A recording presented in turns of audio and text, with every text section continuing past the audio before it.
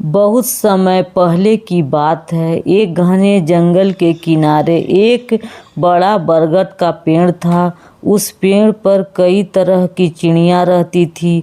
कोई मैना थी, कोई गौरैया, कोई बुलबुल और कोई तोता। सभी मिलजुल कर खुशी से रहती थी। उसी पेड़ के पास एक सफ़ेद कबूतर भी रहता था। उसका नाम था मोती। मोती बहुत दयालु और मददगार था। वह हमेशा दूसरों की सहायता करता था, लेकिन पेड़ पर रहने वाली कुछ चिड़ियाँ उसे अपना दोस्त नहीं मानती थी। उन्हें लगता था कि कबूतर उनसे अलग है और उसके काम का नहीं है। एक दिन गौरैया ने कहा, मोती तुम हमारे साथ क्यों रहते हो? तुम्हारा तो अपना झुंड होना चाहिए। मोती मुस्कुराकर बोला, दोस्ती जाति या रूप देखकर नहीं की जाती है।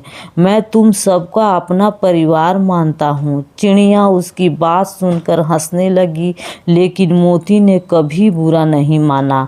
एक सुबह सभी चिड़िया दाना चुने जंगल की ओर उड़ गई। मोती भी उसके पीछे पीछे गया। रास्ते में उसे एक शिकारी दिखाई दिया। शिकारी ने पेड़ के नीचे जाल बिछाया हुआ था और उसमें बहुत सारे दाने फैलाए थे। मोती समझ गया कि यह एक चाल है। वह तुरंत चिड़िया के पास पहुंचा और बोला, सावधान, आगे जाल बिछाया है, वहां मत जाना। लेकिन कुछ चिड़िया ने उसकी बात पर विश्वास नहीं किया। उन्हें लगा कि मोती उन्हें अच्छे दाने खाने से रोक रहा है। मैना बोली, तुम झूठ बोल रहे हो, वहां तो बहुत सारा दाना पड़ा है।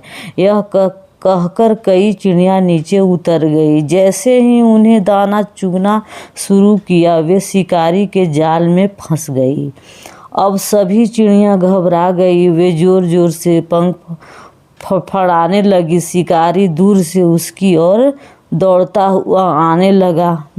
तब मोती ने हिम्मत नहीं हारी। वह जाल के ऊपर उड़कर बोला, डरो मत, अगर हम सब एक साथ जोर लगाएंगे तो जाल सहित उड़ सकते हैं। सभी चिड़िया ने उसकी बात मानी और उन्हें एक साथ अपने पंख फड़फड़ाए और धीरे धीरे जाल ऊपर उठने लगा। कुछ ही देर में वे जाल को लेकर आसमान में उड़ गई।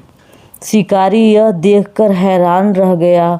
वह उसके पीछे भागा, लेकिन चिड़िया बहुत दूर निकल चुकी थी।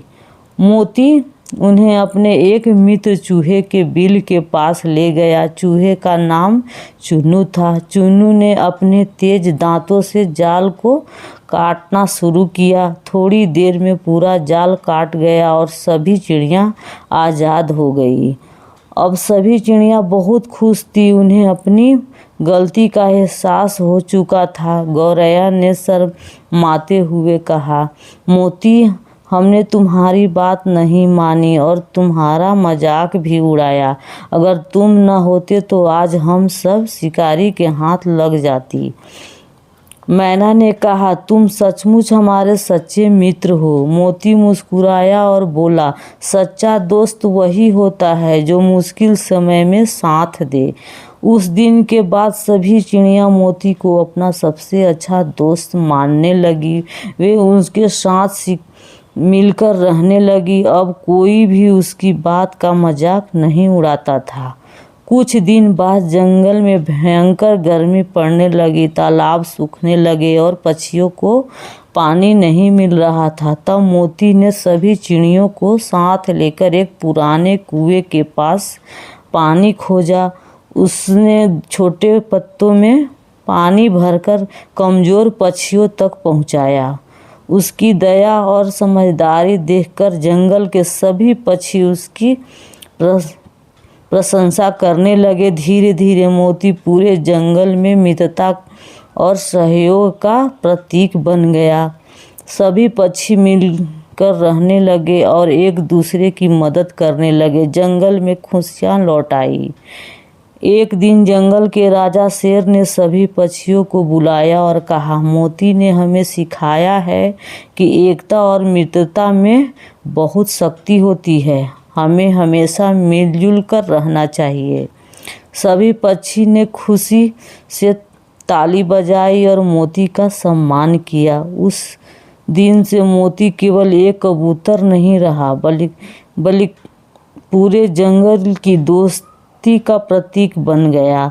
उसकी कहानी दूर दूर तक सुनाई जाने लगी। तो दोस्तों, इससे हमें यह शिक्षा मिलता है कि सच्चा मित्र वही होता है जो संकट के समय में साथ दे। एकता, विश्वास और सहयोग से बड़ी कठिनाई को भी हराया जा सकता है। तो दोस्तों, अगर यह कहानी अच्छा लगे तो लाइक, सब्सक्राइब, कमेंट जरूर करें। धन्यवाद।